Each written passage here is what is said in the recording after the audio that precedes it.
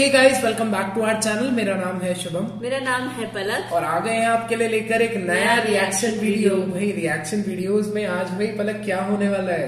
वाकया होने वाला है करबला का।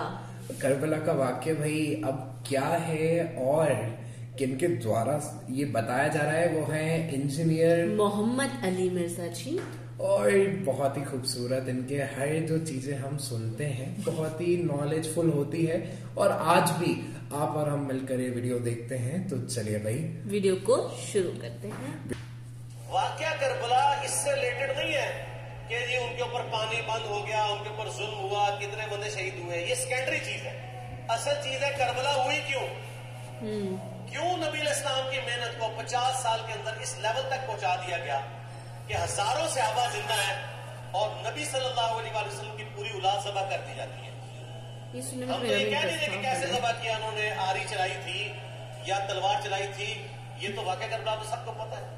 इनकी शहादत भी सबको पता है। जामिया तिर्मिज़ी में हदीस है, हसन हुसैन जन्नती नौजवानों के सरदार है और इनकी वालिदा जो है वो जन्नती औरतों की सरदार है। और अल-मुस्तदरिल हाकिम में हदीस है, हसन हुसैन जन्नती नौजवानों के सरदार है और उनके वालिद उनसे भी बेहतर है। तो ये तो डेफिनेट हदीसें, ये तारीख तो नहीं है, नबी इस्लाम के फरामीन है। तो इनकी मौजूदगी में इनके साथ ये कुछ किया जाए तो हम निटी ग्रिटी इसमें नहीं पढ़ते, हम उस थीम के ऊपर कि ये कौन सी चीज थी जिसने खिलाफत राशिदा को मलूकियत में बदल दिया, हम उस थीम के ऊपर बात करते हैं। हम कहते छोड़ दें, बंदे इन्हें छोड़े, अल्टीमेटली क्या निकला है, किसकी वजह से हुआ है, वो तो हदीस की किताबों में मौजूद है।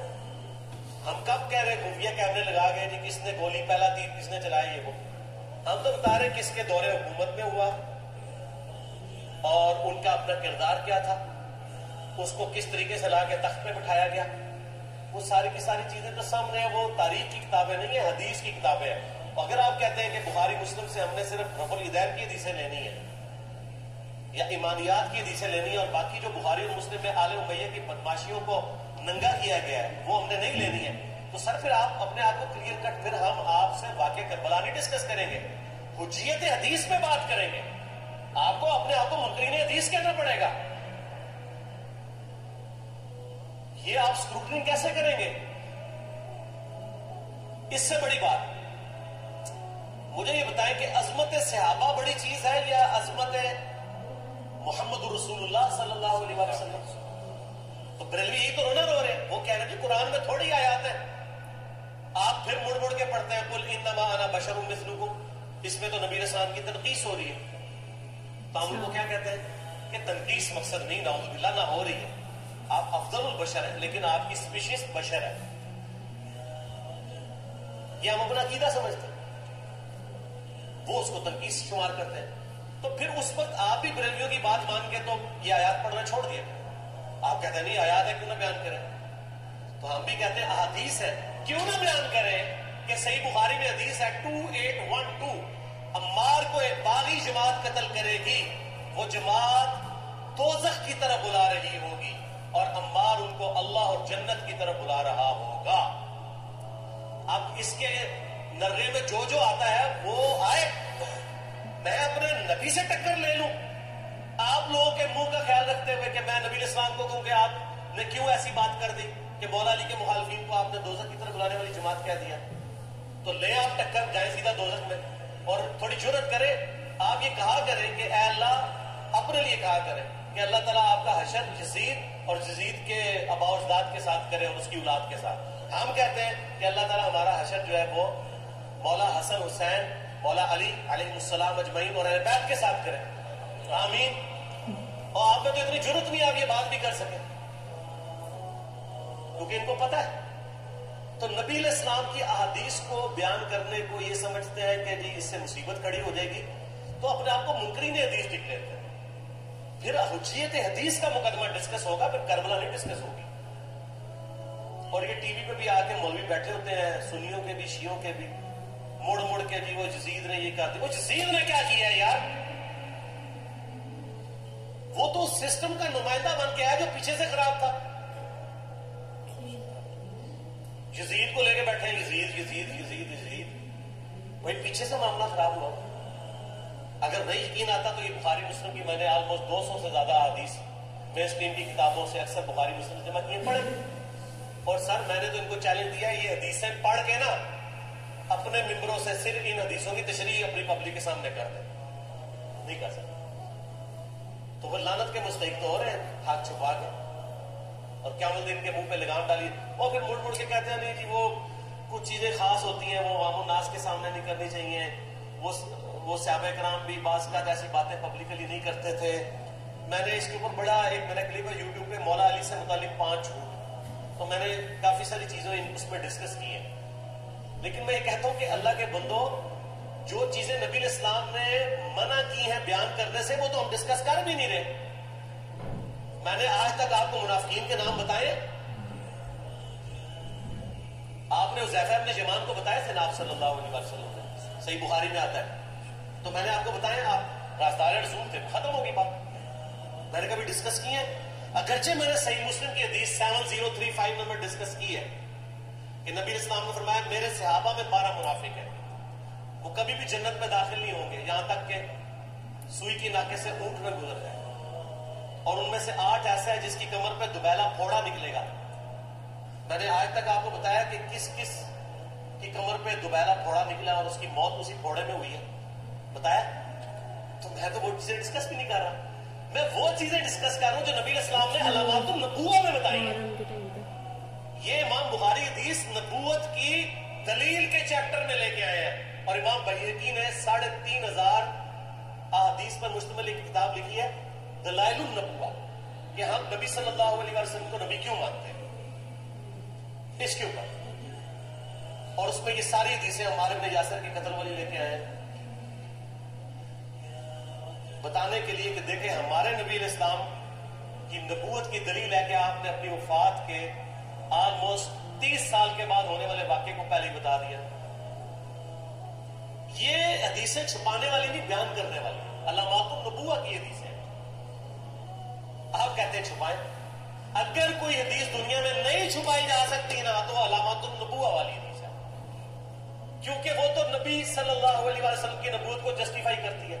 ورنہ میرا ایک معصومانہ سوال ہے کہ نبی صلی اللہ علیہ وسلم نے یہ باتیں کر کے ان کے زوم میں نعوذ باللہ امت کو مصیبت میں ڈال دیا. آپ نے خود ہی فرمایا کہ یہ ہوگا, کیوں فرمایا آپ نے؟ میں تو بیان کر کے مجرم ہوں, تو جس نے مجھے خبر دی ہے ان کے بارے میں آپ کا کیا خیال ہے؟ یہ مسند احمد کی حدیث یہ میں نے گھر بیٹھ کے بنائی ہے کہ میری بیوی کا کیا حال ہوگا جس پہ خوف کے کتے بھونکیں گے. تو سیدہ عائشہ سے مجھ سے زیادہ نبی الاسلام کو محبت تھی, لیکن آپ اللہ کے پیغمبر تھے, آپ نے اپنے گھر کی قدر بھی نہیں چھپائی, بتا دی یہ ہوگا. اور اس سے بڑھ کے آپ صحیح بخاری میں دیکھیں عمار بن یاسر کا خطبہ ہے. میں نے یہ سارا, پریشان نہیں ہونا, یہ ریسرچ پیپر میں سارا کچھ موجود ہے, اور کوئی چیز بھی ایسی نہیں جو اس میں اسکپ ہو. صحیح بخاری میں خطبہ ہے کہ عمار بن یاسر کو مولا علی نے بھیجا کوفے میں. کوفے والے نیوٹرل ہو گئے تھے کیونکہ بصرہ سے سیدہ عائشہ آ رہی تھی, اور وہاں پہ انہوں نے کہا نہ ہم سیدہ عائشہ کا ساتھ دیں گے نہ مولا علی کا دیں گے. تو عمار بن یاسر کو تیار کرنے کے لیے, یعنی وہاں کے جو عوام تھی اس قتال کے لیے, مولا علی نے بھیجا. تو سیدنا عمار بن یاسر نے وہاں پہ کوفے کے ممبر پہ خطبہ دیا. بخاری کے الفاظ ہیں, اوپر والی سیڑھی پہ عمار بن یاسر نے حسن ابن علی کو بٹھایا, حالانکہ حسن ابن علی سے 4 گنا بڑی عمر تھی عمار بن یاسر کی, 90 پلس ہو چکے ہوئے تھے, 3-4 گنا ان کی عمر تھی, لیکن اہل بیت کا احترام کیا. خود نچلی سیڑھی پہ بیٹھے. بخاری کے الفاظ ہیں کہ اے لوگوں اللہ نے تمہیں آزمایا ہے, ایک طرف دنیا اور آخرت میں تمہارے نبی کی بیوی ہے سیدہ عائشہ, دنیا اور آخرت میں یعنی عزت اپنی جگہ قائم. یہاں لوگ سمجھتے ہیں کسی کی غلطی آ گئی تو پتہ نہیں کیا ہو گیا, وہ یار اس کا مرتبہ اپنی جگہ ہے, غلطی اپنی جگہ ہے, پیغمبر نہیں ہے وہ. اور دوسری طرف علی ابن ابی طالب ہے. اللہ اب دیکھے گا تم عائشہ کی اطاعت کرتے ہو یا اللہ کی. علی کی نہیں, اللہ کی. کیوں؟ یا ایھا الذین آمنوا اطیعوا اللہ واطیعوا الرسول واولی الامر منکم. ان کا اولو الامر مولا علی ہے, ان کی اطاعت واجب ہے. یہ اللہ نے آزمایا کہ اللہ کی اطاعت کرتے ہو یا عائشہ. اور آپ حیران ہوں گے, یہ حدیث امام بخاری حضرت عائشہ کی فضیلت والے چیپٹر میں لے کے آئے ہیں اگر امام بخاری مشورہ کر لیتے نا ناسبیوں سے تو انہوں نے کہنا تھا سر آخری صحیح رکھو پچھلا رہن دو، بلکہ پچھلے والا رکھو آخری والا رہن دو کہ عائشہ دنیا اور آخرت میں بس وہ حدیث کٹنے کا میں آپ کو طریقہ بتاتا ہوں، کاٹ چھانٹ کرنے کا. وہ آدھی حدیثیں لکھتے ہیں، آدھی حدیث ایسے لکھتے ہیں امام بخاری کہ سیدہ عمار بن یاسر نے خطبے کے دوران فرمایا کہ سیدہ عائشہ دنیا اور آخرت میں تمہارے نبی کی بیوی ہے بس. لیکن امام بخاری نے پوری حدیث دی ہے. آگے وہ بھی ڈالا ہے کہ اللہ آزما رہا ہے کہ عائشہ کی اطاعت کرتے ہو یا اللہ کی، جیسے آپ کے علماء کر رہے ہیں. صحیح مسلم کی حدیث 6488 آدھی بیان کرتے ہیں سارے مولوی بریلوی دیوبندی اہل حدیث سب. میرے صحابہ کو برا مت کہو گے، اگر تم میں سے کسی نے بہت پہاڑ کے برابر بھی سونا خیرات کر دیا اور میرے صحابہ نے ایک مد یعنی 600 گرام خیرات کی، آدھا کلو، اس کے آدھے کو بھی نہیں پہنچ سکتا بس.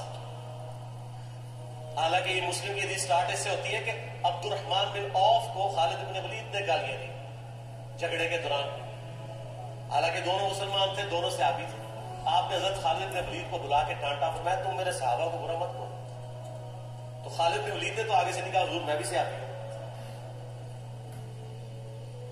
ان کو پتا تھا کہ عبد الرحمن بن عوف نے اس وقت اسلام قبول کیا جب اسلام کا مطلب تھا مار، تکلیف اٹھانا، اور خالد بن ولید نے گولڈن پیریڈ میں صلح حدیبیہ کے بعد اسلام قبول کیا. بھائی تم لوگ یہ کر رہے ہو، تم لوگ اگر اور پہاڑ کے برابر بھی سونا خیرات کر دو، یعنی صلح حدیبیہ کے بعد والے لوگ میرے ان کے برابر بھی ہو سکتے ہیں. اور جو فتح مکہ پہ معافی مانگ کے مسلمان ہوئے ہیں طلقاء، مؤلفۃ القلوب آل امیہ، ان کا تو لیول ہی کچھ نہیں ہے. یہاں تو خالد بن ولید کے بارے میں بات کی جا رہی ہے. اور پھر وہ مؤلفۃ القلوب اپنے زمانے میں ممبروں پہ سب و شتم کروائے سیدنا علی پر. تو سب سے پہلے تو ان کو کہنا چاہیے جن کے بارے میں حدیث تھی کہ تم صحابہ کو گالی مت دینا. ہم نے تو خیر کبھی دی بھی نہیں ہے. اور میں یہ آخری جملہ ان کو ایسا بولتا ہوں کہ جو ان کے دماغ تک ڈرل کر جائے گا کہ آل امیہ نے جو کچھ اپنے دور کے اندر سیدنا علی کی گستاخیاں کی ہیں نا، ہم نے تو ویسی کوئی ایک گستاخی بھی آل امیہ کے بارے میں نہیں کی ہے. میں نے آج تک آل امیہ کے اوپر بائی نیم کسی کے اوپر لعنت کی ہے؟ حالانکہ یہ مولا علی پہ کرتے رہے. یہ ہے لعنتی خود ہو گیا نا، جب مولا علی پہ لعنت کی تو لوٹ آئی. مسند ابی اعلی میں صحیح سند کے ساتھ حدیث موجود ہے، مسند احمد میں بھی موجود ہے کہ سیدنا علی کو جس نے گالی دی اس نے رسول اللہ کو گالی دی صلی اللہ علیہ وسلم. جب ام سلمہ نے کہا تھا، شیخ زبیر صاحب نے اس کو تحکیم میں صحیح لکھا ہوا ہے فٹ نوٹ کے اوپر، کہ لوگوں تمہارے ممبروں پر رسول اللہ کو گالیاں دی جاتی ہیں، تو ان کا معاذ اللہ ہم کب کہیں گے؟ ایسا نہیں ہو سکتا. تو ام سلمہ نے کہا تم لوگ علی اور اس سے محبت کرنے والوں پہ گالی گلوچ نہیں کرتے ہو کیا؟ جبکہ میں نبی کی بیوی کہتی ہوں کہ سب سے زیادہ رسول اللہ سے محبت، سیدنا علی سے محبت نبی صلی اللہ علیہ وآلہ وسلم کرتے تھے. لہٰذا جب یہ تم کہتے ہو نا علی پر لعنت، علی سے محبت کرنے والوں پہ لعنت، تو یہ لعنت تو تم نبی علیہ السلام تک لے کے جا رہے ہو نعوذ باللہ، کیونکہ علی سے محبت کرنے والے تو پہلے نمبر پہ نبی صلی اللہ علیہ وآلہ وسلم. اور پھر کہتے ہیں سب کا مطلب تنقید ہے. اور نہ، پرانیاں گلاں، پرانے بابے، پرانے بزرگ جھوٹے ہو. صحیح مسلم کھولو 6229 غدیر خم سے اگلی حدیث، لعن اللہ ابا تراب کے الفاظ ہیں. مٹی والے ابن ابی طالب پر لعنت، یہ الفاظ موجود ہے. سب کا ترجمہ لعنت ہی ہے، تنقید نہیں ہے. اچھا پھر میرا معصومانہ سوال ہے کہ اس کا مطلب ہے صحابہ پہ تنقید کرنا اچھا کام ہے؟ کہیں گے نہیں. تو بتاؤ یہ برا کام کون کرتا تھا؟ شیعہ کا ابا کون ہے؟ رافضیوں کا ابا کون ہے؟ آل امیہ. تو لہذا شیعہ نو میں کہنا کہ تسی شیخین کے اوپر بکواس اور تبرہ کرنے کی بجائے نا آپ لوگوں کو حقائق بتائیں کہ ٹوٹی کمن کہاں. سب مجرمین آل امیہ، اور یہ آل امیہ اور بنو ہاشم کی لڑائیاں نبی اسلام کی بعثت سے پہلے چل رہی تھی، صدیوں سے چل رہی تھی. وہ تو پھر اللہ نے بنو ہاشم کو نبوت کے لیے چنا تو ان کو یہ پھر جیلسی ہضم نہیں ہوئی، وہ چیز آگے چلتی ہے. خیر چھوڑ دیں، اتنا ٹاپک ہے. صلاۃ پر محمد وآل محمد، اللہم صلی علی محمد وعلی آل محمد. ٹھیک ہو؟ देखिए यहाँ पर एक वाकया है और वाकया का क्या खूब यहाँ पर एक्सप्लेनेशन दिया है। देखिए आगे एक्सप्लेनेशन देने के बाद में उसी चीज को एक्सप्लेन करना मैं ये नहीं मानता हूँ, क्योंकि हम इतना अच्छा एक्सप्लेन कर पाएंगे बखूबी, बहुत ज्यादा ये बहुत खूबसूरत तरीके से ये बोलते हैं। और हर चीज का मतलब ऐसा नहीं है कि इसे बोल देते हैं, हर चीज का इनके पास जस्टिफिकेशन होता है, जवाब रहता है, अटल जवाब रहता है, फिर रिटर्न रिकॉर्ड्स रहते हैं। वही चीज सबसे ठोस होती है जिस चीज का आपके पास में रिटर्न सबूत होता है। ये चीज असल जिंदगी में भी बहुत काम आती है और वीडियोस इनकी और भी आने वाली हैं। काफी चीजें ये बोलते हैं, काफी चीजें समझ आती है, काफी चीजें ऐसी होती है जो अभी हमें नहीं समझ आती है। देखिए ये इसको आप एक नेगेटिव पॉइंट नहीं मान सकते कि हम लोग जो चीज समझते नहीं है हम उस पर रिएक्शन देते हैं। ये चीज नेगेटिव नहीं है, ये चीज पॉजिटिव है कि हम लोग जो चीज समझते नहीं है हम फिर भी कोशिश करते हैं, अपना 100% देते हैं समझने की, और समय के साथ साथ हर चीज समझ में आने लग जाती है। तो चलिए बस आज के लिए इतना ही, मिलते हैं आपसे एक नए वीडियो के साथ में बहुत ही जल्द। तब तक के लिए अपना ख्याल रखिए, चैनल को सब्सक्राइब करें, वीडियो को लाइक करें और कमेंट्स करके हमें बताएं कि हमारा रिएक्ट आपको कैसा लगा। और इंस्टाग्राम अकाउंट पे भी आप फॉलो करेंगे हमें BFF.reacts, ये हमारा हैंडल नेम है। जल्दी मिलेंगे, नमस्कार, थैंक यू।